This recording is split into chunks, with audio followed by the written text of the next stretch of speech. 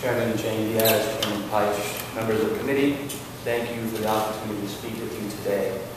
My name is Jed Lippard and I'm the head of school at Hospital Academy Charter School, which serves nearly 1,150 students. We're located in Cambridge and Somerville, off in 30 different cities and towns. I'm also the president of the Massachusetts Charter Public School Association. I am happy to report that the 2010 Education Reform Law broke the logjam that had slowed the growth of charter schools to a trickle and had completely blocked new proposals in some of the lowest performing, highest need districts throughout the state. The new law recognized the progress that charters have made in closing race and income-based achievement gaps. The law allowed charters to double the number of available seats in the state's lowest performing districts and reserve these new seats for existing high-performing charters to replicate their schools.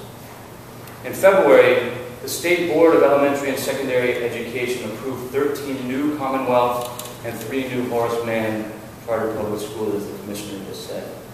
These new schools included the first replication schools, the first school focused on educating English language learners, that we're hearing about, and the first in-district charters. When these schools reach capacity, they will educate 7,500 additional students. These new schools represent the first round of charter expansion. The cap will be increased by 1% per year from now until 2017, when charter enrollment will represent up to 18% of the district's spending in the lowest performing school districts. This level of expansion is good news for families who seek broader educational options for their children.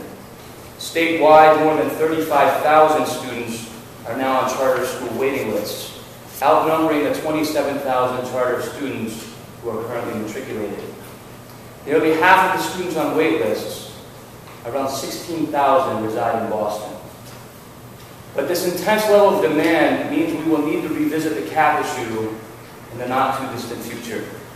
After seeing a record number of 42 applications last year, there were only 7 filed this year.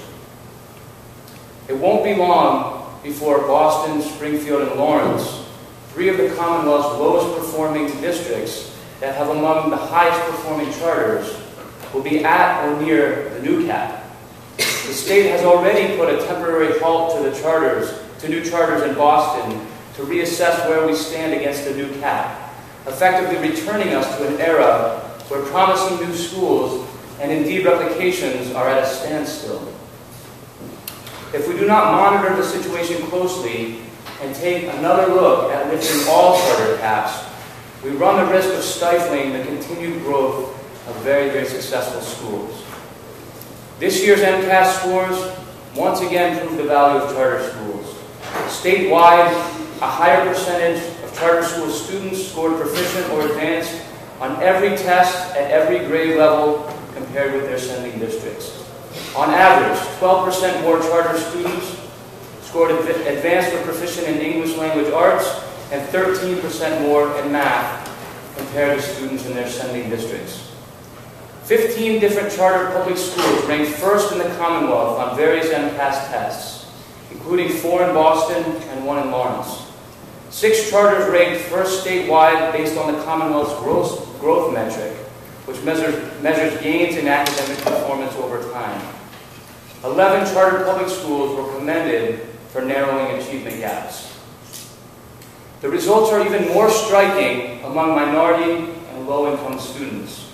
16% more African-American charter students scored proficient or advanced on MCAS English tests compared to African-American students who attended schools in their sending districts. Nearly 19% more scored proficient or advanced in math. 20% more Hispanic students enrolled in charters scored proficient or advanced in English compared to Hispanic students who attended schools in their sending districts. The spread was 22% in math. Among low-income students and of all racial backgrounds, 17% more scored proficient or advanced in English and 17.9% in math compared to low-income students in their sending school districts.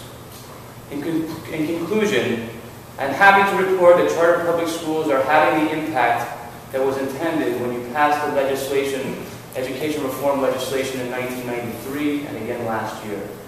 We support other promising models such as innovation schools, but we ask that you not limit the Commonwealth's most successful model, and by many accounts, the archetype upon which the other models were built, while new approaches are being developed. Thank you.